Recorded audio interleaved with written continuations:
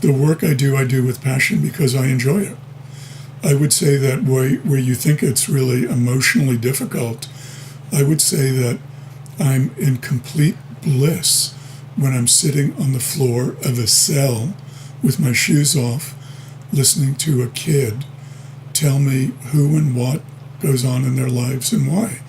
I'm pushing 70 years old.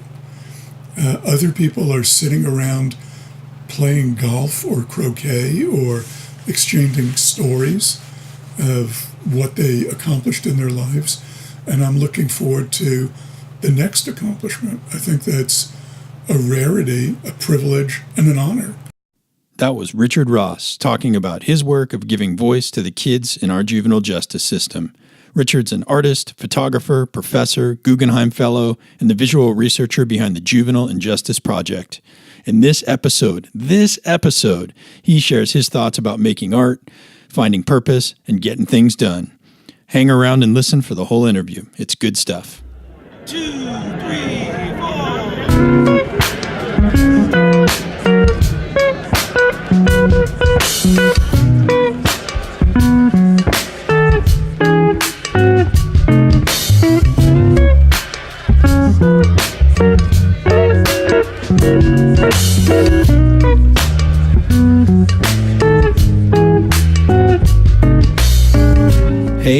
Hey.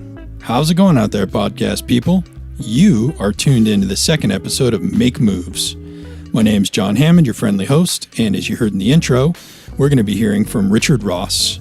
I think you will find this an engaging interview to hear. The guy is super animated and very interesting. He's accomplished a lot in life, and there's a lot to learn from him.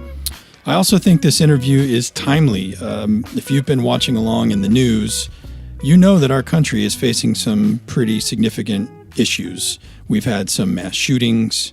We've had some police brutality. We've had some retaliation against the police.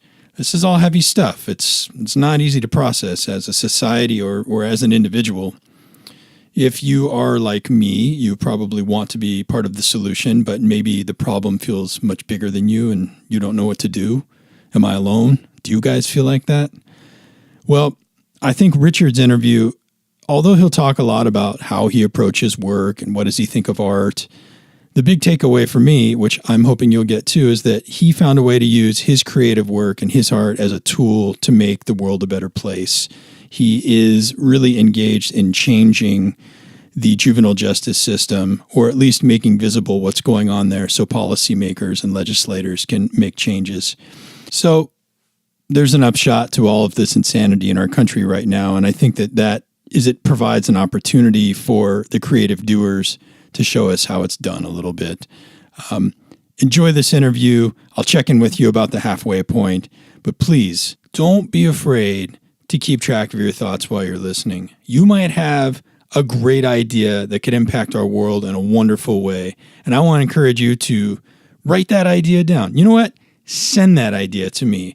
You can send it to feedback@makemoveswithjohn.com. It would be my privilege to hear what you listeners are thinking, and maybe I could even share it with everybody else on a future upcoming podcast. All right. For now, I'm going to turn off my microphone, and you can turn on your ears. Enjoy.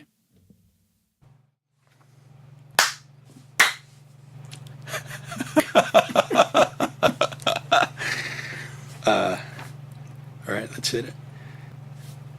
Richard, thanks for coming on Make Moves. Hey, John, pleasure to be here. We're sitting here in your studio at UC Santa Barbara. It's pretty amazing. Apparently. Thanks for making the space available and taking the time to talk with me. I don't want to ask you about your career like a job interview. I thought what I would do is rattle off some things that I learned about you and just put it out there on the table so everyone who's listening knows that we've got the real deal here. Is that an okay starting point for you? Yeah, you could just call me RD. RD. Real deal. Real deal. Real deal, Ricky. Hopefully, if you blush, no one will see it because this is audio only. After I do that, then I'll ask you some questions and we'll dig in. So I downloaded your CV. It was long. To start, you're a photographer. I believe you're trained as an architectural photographer. Is that? Yeah, No? I'm trained as a printmaker. I came to UCSB to teach photo silkscreen, and I evolved into photography because nobody was teaching it and the demand was there, and I was interested in the media. But I didn't know, and I don't know much about the media of photography, except it's a tool I use to articulate images. In fact, I don't even describe photography as my medium. I usually describe it, my conscience as my medium.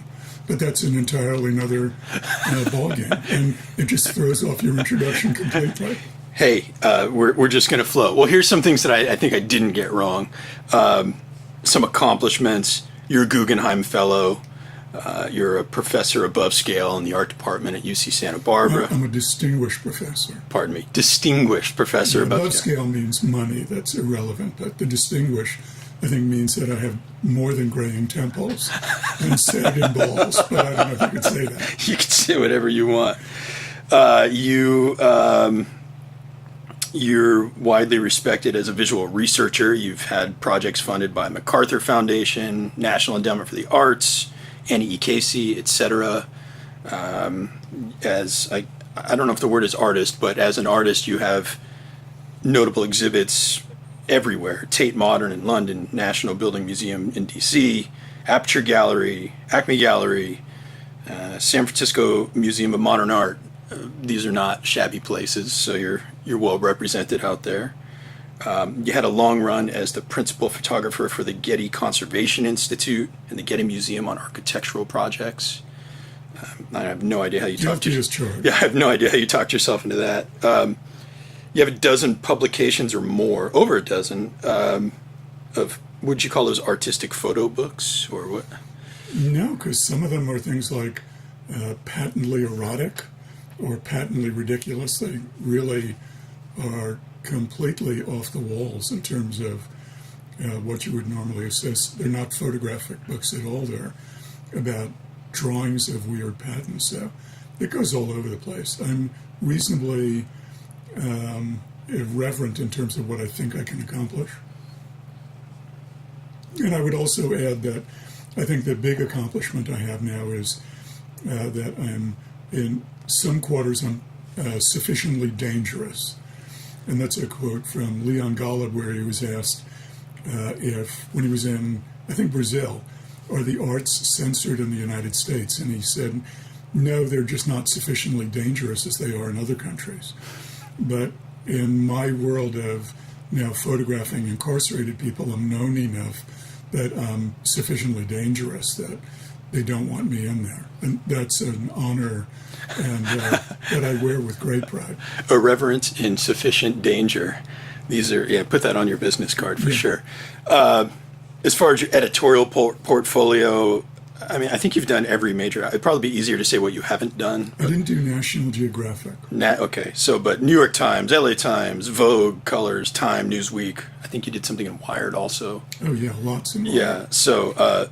Mother Jones, and I'm a contributing artist on the masthead of Harper's Magazine, who I work for often. And then over the last 6 or 7 years, you've pretty much dedicated your career, and maybe your life is the better term, to a series of projects that I think reach beyond art books or editorial work, and that's photographing the juvenile justice system, how it looks and how it works and what those kids encounter. And you're also happily married to a beautiful, smart woman. You have kids. You have grandkids? Not yet. Not yet. We're pushing on that one. You live in one of the most beautiful cities in the world. So if you read all of this as a whole, you're clearly an underachiever. I'm still having a good time. Yeah. And I'm friends with you. Well, yeah. And we won't hold that against you. Audience out there, as you're listening, this guy has done... Both of you. Yeah. all 4 of you out there that are listening. Richard has done a lot of stuff. And I don't want to spend a lot of time asking you specific questions about many of the projects you've done, although I do want to circle back to the Juvenile-in-Justice work. One of the things that I noticed when reviewing your work was that, I think some of your work there, these people, they court you hard to come do the work, they pay you generously, and I think it's because you're able to deliver what they want, which is probably a certain aesthetic and a picture. I mean, professionally, you know how to get that done. And then some of your work, I mean, it's just insane, the subjects that you're picking. Bomb shelters of the survivor groups, Abu Ghraib, juvenile detention centers. And these are places that I think most people aren't welcome, and somehow you talk your way into them. I mean, I don't suppose they call you up out of the blue and say, come on down and take a picture of this potentially sensitive place. No, I do work at getting in there. I'm curious, well, first, maybe it has to do with your irreverence and your sufficient danger, but why do you pick these impossible to attain places? Well, I think it really, when you said I'm happily married, we're coming up on our 45th anniversary, and I think it took me about 6 months to first sleep with my wife. And she is and was exceptionally beautiful and alluring. So the places that are really difficult to get into are the ones that hold the most attraction. And I grew up in New York, and I have that ability to just keep on doing whatever I need to do to get what I need. The reason that I go to these places is because other people can't, and now I feel like I'm acting as a surrogate or an advocate for what is not transparent. And inevitably, when something's not transparent, something not good is happening. So when you shine a light on it, it helps to sanitize or at least bring attention to what's happening. So as you're getting your way into these places, I mean, do you have any tricks or standard practices of how you get your way in? Or is it you just send 5,000 emails? Or do you... Yeah, releasing the shutter is the easiest thing I do. The emails, the phone calls, the networking are very difficult. It's been maybe 7 years that I've been trying to get into Rikers, which is a heinous system, and everything is very counterintuitive. I can get into Alabama relatively easy, but Rikers, New York, not so. So everybody thinks that, oh, the South is terrible. I'm just back from Florida. They're very accessible if it's the State Department of Corrections. If it's individual prisons in like Orange County, thebestjail.com, it's less accessible. But if there's a need, there's a dedication, and if there's a dedication, you may get people to buy in, and then there's a lot of different strategies on how to do it. Sometimes I'll get people to call, sometimes I'll get people to not call, sometimes I need a judge's order, and sometimes it's just too much effort and I don't think the reward's going to be there, and I won't do it. I just don't have the resources. Mm-hmm. I am not limitless. As arrogant as I am, I'm not limitless. After you get in, do you maintain relationships with those gatekeepers? I mean, I know you maintained a relationship with your wife for 30 years, yeah. But, how does that, on and off too. Yeah, how does that work after the fact? What do you... Sometimes it's hard. I mean, I did a piece that was actually picked up by Wired where I was photographing so many kids who were in solitary. I wanted to experience it. And I contacted the director of a juvenile institution outside Kansas City, which is the same size as Santa Barbara. And, for example, this rather progressive institution in the Midwest said, sure, come and we'll book you, do fingerprint you, mugshots, and we'll treat you exactly as we treat any kid that would come into the system. And I was in solitary for 24 hours. And I knew I was going to get out, but a kid that's taken from his home or from school or on the street doesn't know that. And a kid can be 9 or 10 years old, and they do take them in at that age.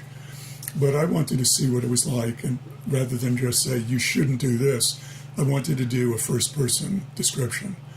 And then in December of this past year, I got a note from the director of the institution saying, your work really had impact on me, and I just wanted you to know that I'm retiring as of December 15th.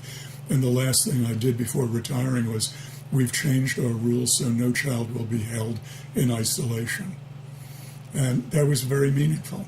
And then I contacted his successor and I said, how many kids do you have there today? And her response was, we have 6. We're really doing good. And this is a county exactly the same size and a similar demographic to Santa Barbara. And you go to Santa Barbara detention and they have 66.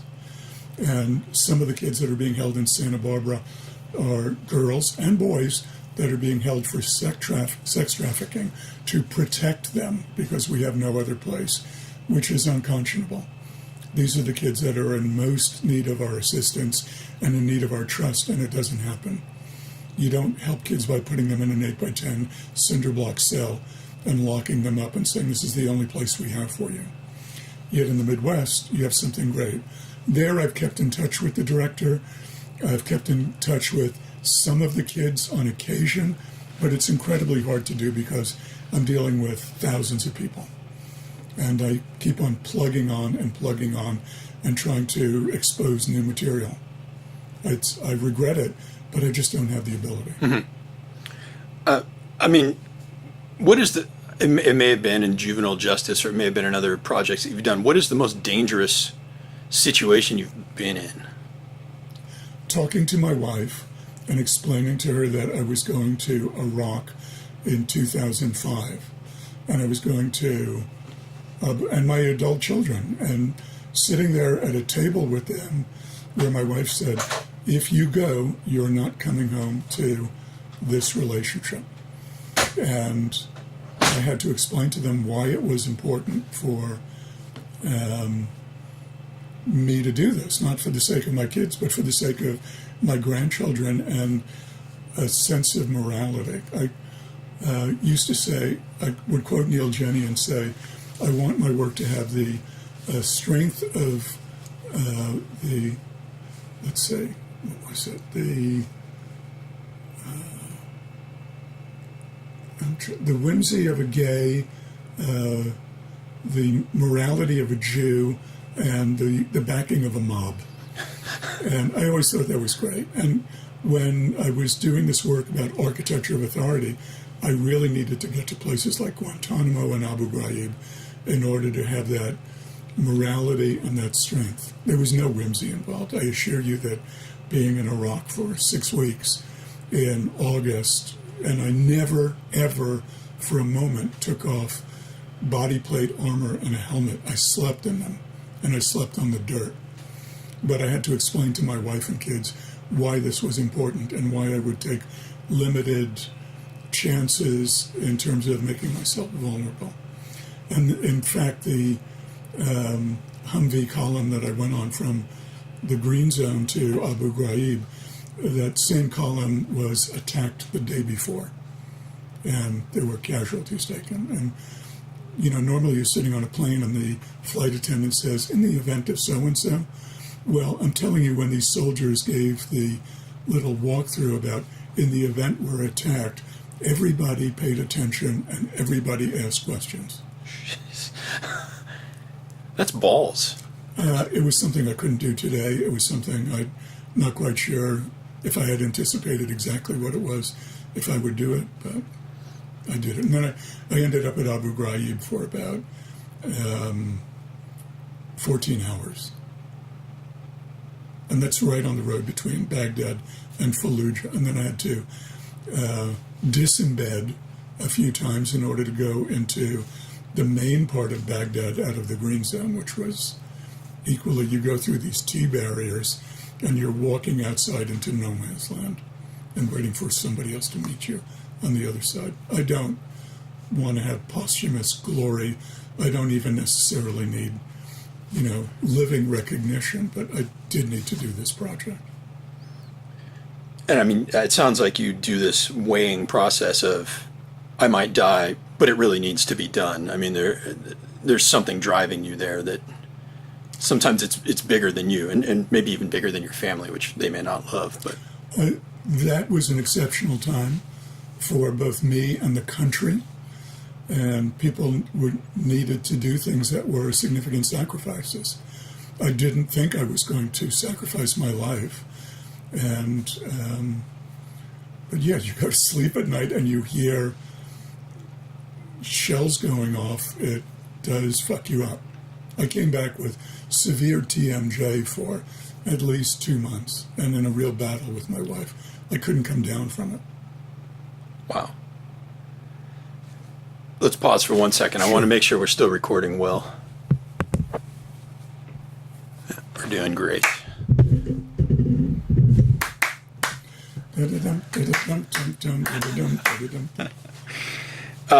So, looking at the arc of your career, you've had a lot of success, some of it sort of glamorous and glorious. And then at some point, about 6 or 7 years ago, you jumped full speed into this Juvenile-in-Justice program.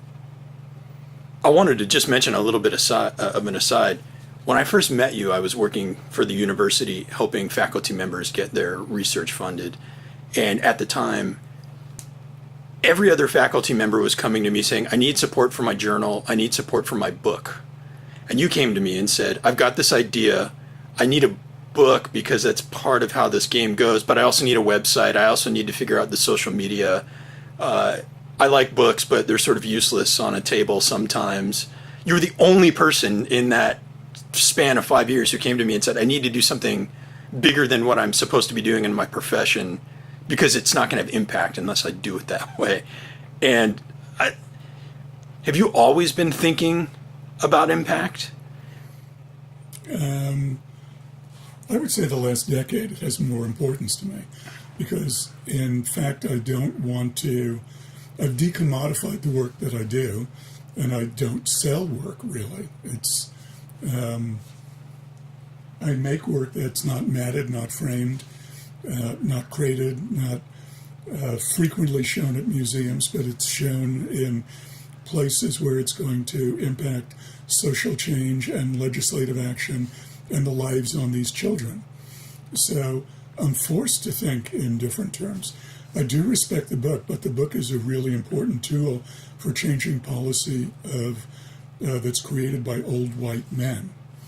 When I'm here at the university and half my class has nose rings, I know the book has less importance to them, and they're much more interested in how many views you can have on Snapchat or Instagram or Facebook. So I feel you need a multimedia approach in terms of changing a discussion. And I'm not limited to a book. I think a book is a great thing. I love the physicality of a book. I love the weight of a book and the importance of a book. But I also think that there are other avenues. Like you, I'm getting much more interested in the word, the audio testimony of people that otherwise you don't have access to. Getting access to photograph people is difficult. Getting audio recordings of them is even more difficult. And now that's become a really important part of my practice. In short, your Juvenile-in-Justice project is to document the life worlds of these kids in the Juvenile Justice Program.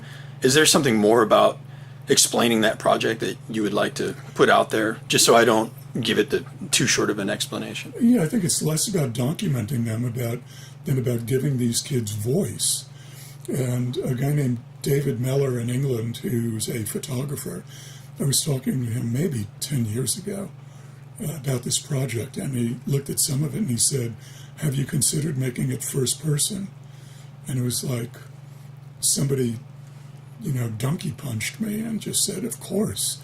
And then when I realized that when I was talking to these kids, I was not the documenter, but I was really the conduit for allowing other people to hear them. And then I became less of a subjective voice and more of an objective, just opening up a valve and saying, these are these kids that have the kids with the least amount of voice from families with the least amount of power and communities with the least amount of resources.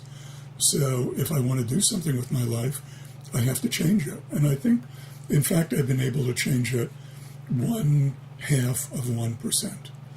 I became the face of Juvenile-in-Justice, where there was a lot of people trying to put out data of describing the situation. Graphs and data don't show that there are lives in the balance, and that's what I was able to do. In this whole mess that you're tackling, are there a few themes that have been most compelling for you to photograph or give voice to? 2 or 3 themes, or? Yeah, it's the lack of resources in the neighborhoods, the failure of the schools, and the inability to help a kid that makes the environment for their learning hostile.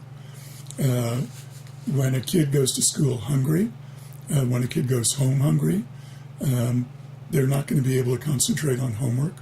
There's a lack of supportive families to help families have expectations for their children beyond the very basic. When a mother is struggling so hard to feed her family, it's really difficult to say, and how's your homework? Let's look at it. It's like the Barack Obama model is wonderful of Barack's mother always demanding of him and keeping him up and waking up early to do his homework, but those are rarities. And you look at disasters like Chicago with the prevalence of gun violence, with the poverty and the racism that exists in this country.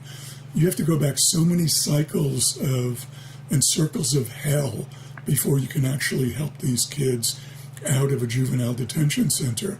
And it has to be multi-generational. It can't be just helping one kid. It has to be helping the mother and the family to have a place where the kid could go back to that's sane and stable. Did you fully recognize that going in, or is that something you learned in the process? You learn more and more in the process. You learn how to interview. Right now I knock on the door of a cell. I ask the kid if I could go in, which is something that they're not used to. I take off my shoes because they have their shoes off when they go into a cell. I sit on the floor so that they're above me, and they have the ability to cut off the conversation at any point. And they're not used to an older white guy sitting on the floor listening to them, giving them that authority, giving them that power. And then I just have learned the patience of waiting for them. And then I'll ask them, who comes to visit you? Invariably it's mom, aunt, grandma. And I said, well, how about your dad? And I find out that the dad's missing. The dad's incarcerated. Well, tell me about your family. Where do you sleep? What do you eat? I don't ask them questions about their pending cases because I know what they are already. I know that there's violence. I know that there's privation that's caused it. I know that I ask them about what their school is. All of them are in special education. And the special education is not necessarily because they have mental disorders, but because they're behavioral problems. Why are they acting out? Because there's violence within their home. It's the same story repeated over and over again. All the girls, and I'm not speaking hyperbole, all of them have been sexually abused, and most of the boys. How do you not treat these girls as victims? Why are you treating them as perpetrators? Yeah, I mean, it's when you're in the middle of it, it's got to be just impossible to reconcile in your head, maybe. I sit there with these kids, and especially the girls. I can't touch them because I'm an adult and these are incarcerated children. I'm a male and these are females. I'm older, they're younger. I can never touch them. But then these girls start telling you they can't wait to get out to commit suicide. And this is not a random event because their life is so shit. And they start crying. I mean, what do you do except cry with them? You want to embrace them and pat them on the back and tell them it's going to be better, but it's not. It won't. Yeah, I have a copy of the first book in the series, Juvenile-in-Justice, which is, I think, mostly boys. It's boys and girls. Boys and girls. The second one is, but the population is mostly boys. Yeah. The second one is exclusively girls because that was a population that demanded a specific attention. when I look at that book, I mean, it's hard to look at. It's beautiful. I mean, the composition of all the photos are fantastic, but it's not something that everyone wants to see, and it's not because they're bad people. It's because I think it's hard to see. And I mean, you're going in firsthand and doing it. I'm kind of wondering. I mean, I suppose there's some logistical difficulties getting in, but emotionally, how do you keep it together? Or do you? I don't know. I drink. I mean, I go back to a Motel 6 or whatever it is. I'm very frugal on the road. I just came back from Florida, stayed at a Motel 6, ate 2 meals at an IHOP. I'm on a real tight budget in order to do as many things as I can. But I take notes. I go in as long as I can until they kick me out. I transcribe notes until I can't stay up anymore. And then I go in when they let me go in. I walk on the beach with my dog in Santa Barbara. I sleep in a bed in the garden at night, and I have a family that's very supportive. But you keep it together because you have to go on to the next one. But each one is like unlocking another story that is amazing. I came into my studio yesterday morning at 9 o'clock. There was a woman named Mary Armstrong who called me about Lester Simmons, who I'm going to visit next month in Miami-Dade. And she said, Lester asked me to call you. Apparently you're going to go visit him. And she told me the story of Lester Simmons in Escambia County. And yes, he was arrested when he was 15 for raping a white girl. I've heard that repeatedly, where they were having consensual sex when they were discovered. The girl said she was raped. Not to diminish the horror of rape, but somehow you open the New York Times today and a young Stanford graduate was given a 6-month sentence for rape of an intoxicated woman at Stanford because he's white and he lost his swimming scholarship. I guarantee you if he was black, he would never get a 6-month sentence. He'd be under the jail right now. That would be impossible.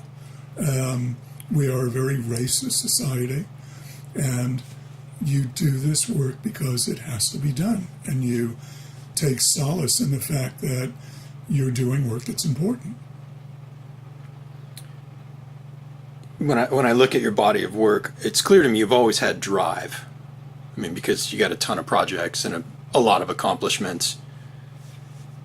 And I'm kind of wondering, now you have this, well, I don't know if it's just now, you have this deeper sense of, I don't know if purpose is the right word, or responsibility.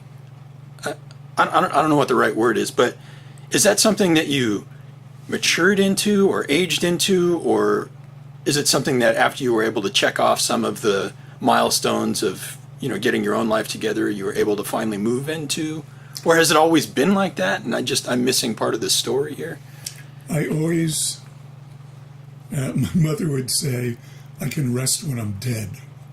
And she was very energetic. Both my parents were very amazingly accomplished, although my dad was a New York City cop and my mother was a housewife. They never graduated high school, but they were very accomplished. They were very well-read and very demanding. When I was growing up, I saw every play on Broadway in 1954 and 1955. I mean, every play. It was demanded of us. We would sit in the back row, and the tickets were $2.40. But that was a lot of money, and that was before Hamilton came around for a little higher cost. A little. But I always, when I would get involved in a project, I would be pretty incessant in the way I would approach it. It was always not a responsibility, but a passion. Now it's gone from a responsibility to a mission. And I feel like it's not a question of even how this project started, but how I stopped this project. Because now I'm dealing with the adults who were sentenced as children, and it's an entirely another world. that's made up of thousands of primarily men who were incarcerated for crimes when they were 15 or 16 and now are in their 50s, 60s, 70s. And in one case, at the end of next month, I'm going to Philadelphia for the DNC. I'm interviewing Joseph Lingen, who is 79 years old. He was incarcerated when he was 15, when Eisenhower was in his first term, when the Rosenbergs were on trial, when the Korean War was going on, and he hasn't had the opportunity for probation or parole. In Pennsylvania, life means life, and they don't get people a look back, in spite of the Supreme Court ruling. In Florida, I just came back from there. The Florida Supreme Court said, yeah, the United States Supreme Court, it's hard to follow some of this. They said that you cannot sentence juveniles to life without parole. So Florida said, okay, and this is the Florida Supreme Court that you think is conservative. They said, in fact, in Florida, you can't sentence kids to life with parole.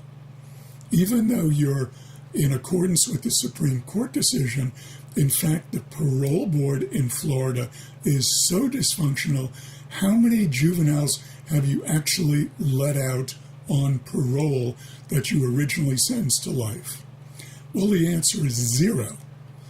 So if you say we're going to offer kids the opportunity to have parole, but you haven't given any of them a chance for a meaningful rehabilitation to come out on parole, in effect, you're violating the what the Supreme Court tells you to do, although by the letter of the law, by writing that, okay, John, you are now resentenced to life with parole.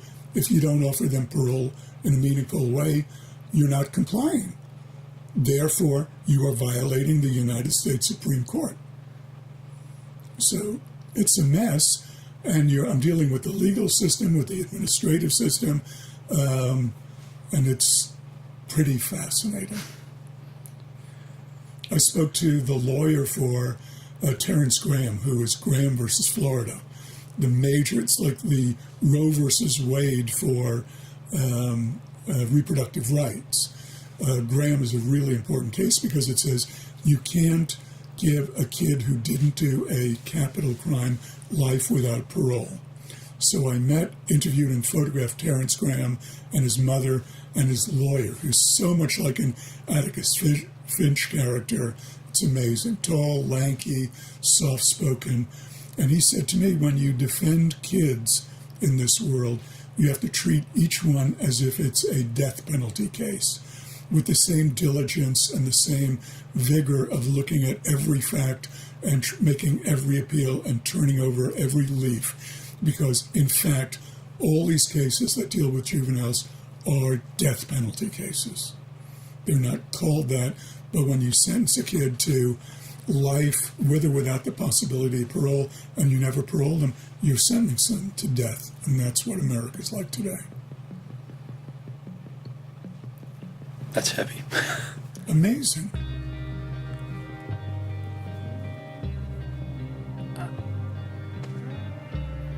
Am I throwing you off your game? No, hey, that's the great thing about having your own podcast. If you want to stop and think and try not to cry, that's okay. It's my rules. Okay. Well, our rules. We're here together.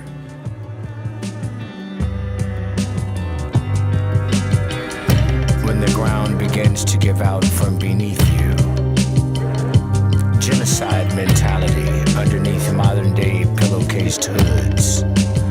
Togetherness has turned from caress to engine burn. Nothing can penetrate my love as it stands protected. No hatred can reach me here.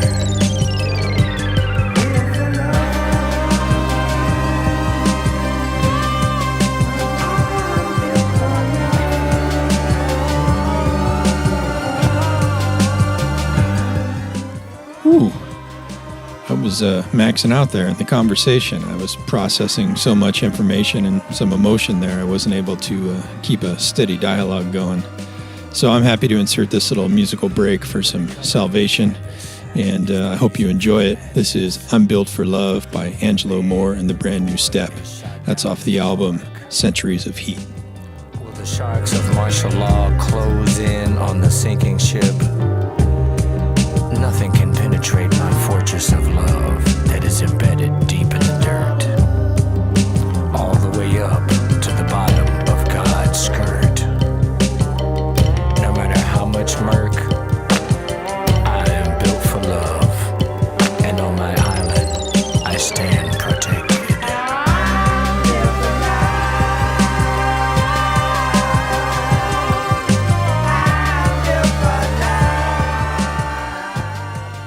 A story once, and I'm wondering if you remember it. If you do, maybe you'll indulge everyone and tell it again. And if you don't remember it, then we'll skip on to something else. You told this story about discovering your childhood report cards in a box, and some of the comments your teachers had about you. And I think you discovered it at exactly the same time that a bunch of work that you had done was coming out, and I think maybe some part of the juvenile justice system and the funding agencies wanted you to take it down or something like that. Do you remember this story? I don't know if it was all concurrent, but I do remember going through a lot of family documents trying to clean up photographs and a million other things to make my estate easier for my children. And I did have all my report cards from elementary school, and without exception, under personal deportment's not a word you hear a lot these days, but it said they had a category, respects the rights of others, and I constantly got N's, which was needs improvement. I didn't respect the rights of others. In school, I was bored, and I would go up and talk to the teacher and try to just have conversations with her, and I would disregard the needs of other people. And that may have happened simultaneously with going to Virginia and photographing there at their request. And maybe it was a misunderstanding, maybe it wasn't written out properly, but Virginia has consolidated some of their juvenile facilities from 7 down to 2.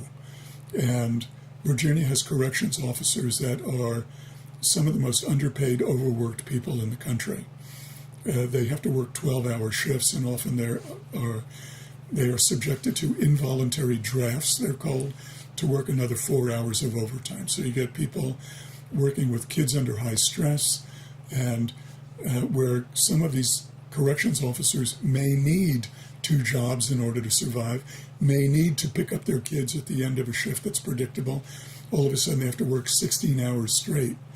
And they're understaffed, so when they're understaffed, if they can't have 2 people out in a day room, then they put kids back in their cells and say, sorry, I've got to use the bathroom and you can't be out with just 1 person here. And the kids will say, we didn't do anything wrong, everybody's behaving nicely, why do we have to go back into our cells? And then you get friction. So I photographed a girl that had been in solitary confinement, and she was wearing a suicide tunic, which is like a moving blanket. And she had been in that cell for 8 weeks. And on the wall were a horizontal line where it looked like a tennis ball was dipped in red paint and just pressed up against the wall. And it was a line of red blotches where she had beaten her head against the wall. And there was blood on the wall, quite literally. It wasn't metaphorical for, well, there was blood on the wall. There was blood on the wall. And the people in Virginia were so set on politically making sure that the moment was opportune. They didn't want any images to get out. They didn't want any criticism. They wanted me to come back in 2 years and show how it was going to, they have changed dramatically. Essentially, there was this one girl, amongst others. I mean, literally, they had 4 outdoor basketball courts, and 3 of them had no rims, and 1 of them had no backboard. So you try to get kids to go out to do something productive, like play basketball, where they can't put up a rim, which can cost, $20 from Big 5. I don't know how dysfunctional an organization can be. But, they're overworked, they're underpaid. And I published something on my blog, and then I woke up in the morning, and I probably got 5 Facebook emails, personal emails, studio emails, telephone messages. Take it down, you don't understand how much damage it's doing. And you're left with the morality of who's speaking for this girl. Okay, what have you done for these kids? What are you trying to do politically that's going to make it better for everybody? And it may be an Eastern versus a Western philosophy of you have to have the bigger picture, you have to sacrifice somebody now. But this girl was in real distress of damaging herself beyond reparation. And I felt like I don't know if it was a misunderstanding, but I wanted to publish something.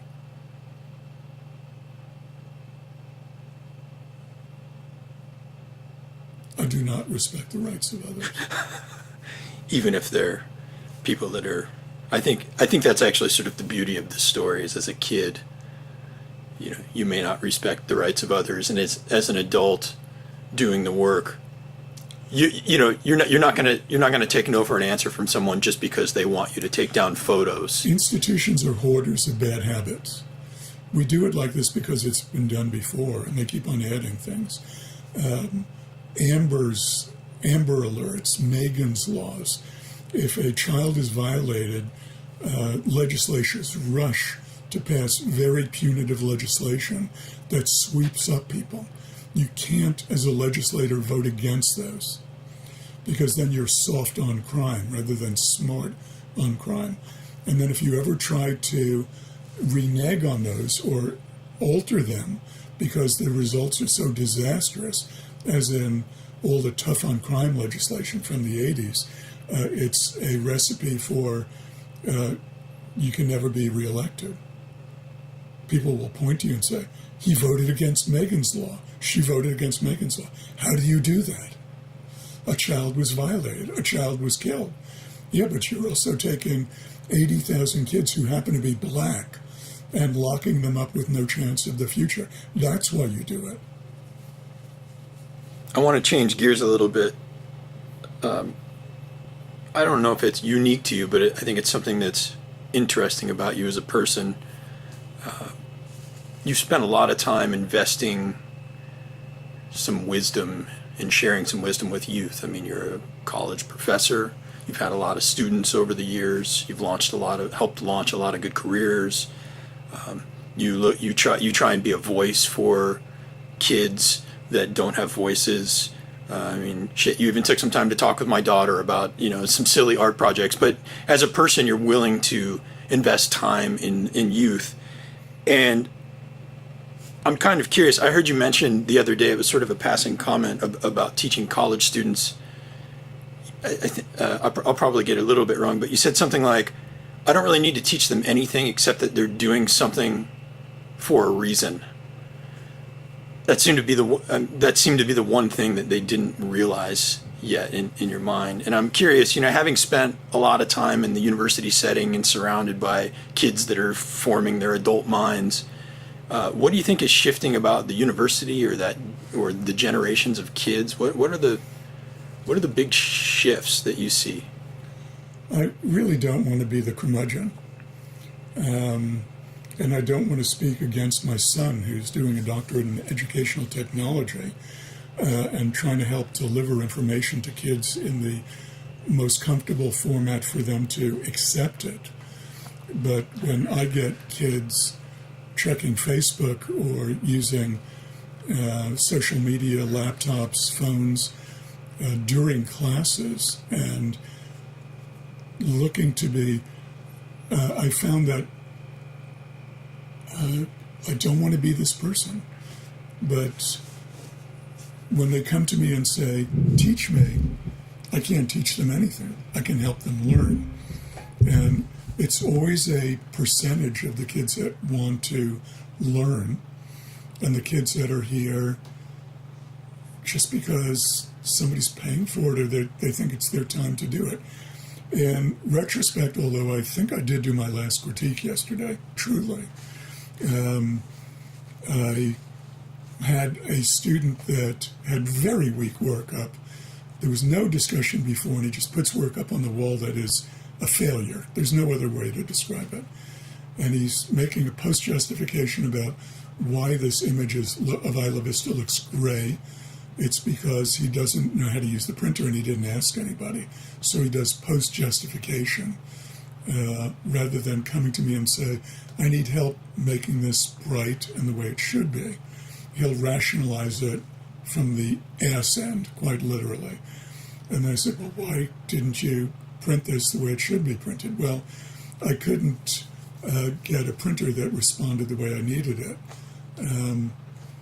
When did you print it? Today. Well, you've had 3 weeks. There's no passion there. He's doing it because it's due. And in fact, if I would ever do anything like this again, which I won't, I would eliminate the art students. They're not the people I want to deal with. I would go across campus to find people with passion and say art is an interesting medium that can help you make your argument better, make you sufficiently dangerous, and we can make beautiful trouble that's going to be better than doing the data alone or the research alone. I can help you visualize it so that it'll go onto your devices and make a generation more involved in the arguments that you are capable of being passionate about. But for just going to an art department and trying to get them to be passionate about something, it's a hopeless cause. I'm in the wrong audience, and it's my fault. I'm noticing now all of these distinguished talks that you're giving. I suppose in your past you've given a lot of art schools and art departments, but I'm seeing things. I think I saw it was a Harvard Law School and all of these policy centers. That's your audience now. These are the people that are consuming your work. I'm working at a really interesting nexus of sociology, law, public policy, education, journalism, communications, and art is really low on the list. And art doesn't have the funding. So when I'm dealing with gender and racial studies, these are all black and brown people and queer people. So I'm looking at who the important audience is in terms of realizing who it's impacting. It's not impacting the art world. They don't care. In fact, a lot of the art world dismisses work that has a social function. And that's been historically true. We're second-class citizens within the art world. But in fact, I did speak last month at the Kennedy Center for Public Policy at Harvard, but then the next day I went down to RISD, Rhode Island School of Design. So I'll speak at wherever the audience is. Last week I spoke at Georgia State, and I used that as an excuse and a stepping stone to fly down quickly to Jacksonville to photograph at Florida State Prison. Then I drove down to Orlando to photograph at the jail there. And I usually try to be very integrated in terms of both disseminating the ideas and capturing new images and new stories. I've kind of worked my way through all the questions that I had. I'm wondering, was there something that I would have asked you if I'd have been more on top of it? Is there some obvious comment that you've been waiting for someone your whole life to ask you the question and they never do it? I think you're very kind in giving me a lot of lead to let me ramble. The work I do with passion because I enjoy it.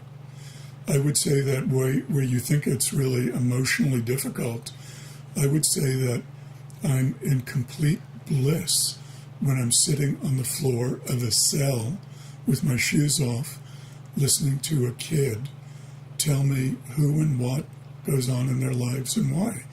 I'm pushing 70 years old. Other people are sitting around playing golf or croquet or exchanging stories.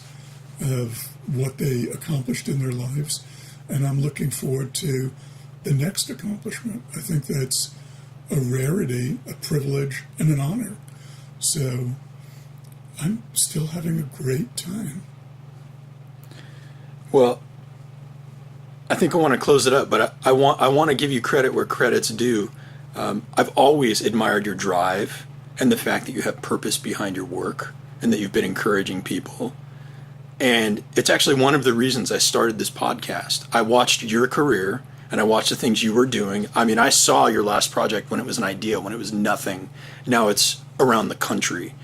And when I was trying to figure out what to do with myself, because I thought I've accomplished some good things, but there's more to do, right? What is it? I really had to think about what was important to me, what was important to the community. I had to not be such a sissy about it and go out there and go do it. And it was actually a model of watching you. I just wanted you to know that, maybe the current university generation is a lost cause, but you're making a big impact in my life, and I appreciate it, and I'm trying to carry it forward too. And I just wanted you to know. Gosh, John, you're making me all teary and feel like I'm squishy and walking around with slices of bologna inside my shoes. Oh, well, maybe we should have a drink or something. I want to thank you for your time. I don't know how long we've been running here, but I think I've taken more than you committed, so thank you. Thank you, John. I look forward to keeping in touch. Excellent. Oh, my website. Oh, yeah. Website. Oh, can I follow up with you, by the way, after the fact with some resources that I can post online for anyone who's interested in your work or the issues you're working on? Sure. Start with your website. Our website is juvenile-justice.com. I'll try it again. juvenile-in-justice.com. And you can contact me at the studio at 805-893-7205 or studio at studio at richardross.net. And the only thing in terms of this project, that if you do really want to make a difference, it's real easy to go out and volunteer at the Boys Club or the Girls Club or Girls Inc. or any of these institutions where having an adult voice where you can be a mentor to a kid on a really regular basis and limit what you promise, but deliver on what you promise to one kid, two kids, makes a big difference. Thank you. Okay.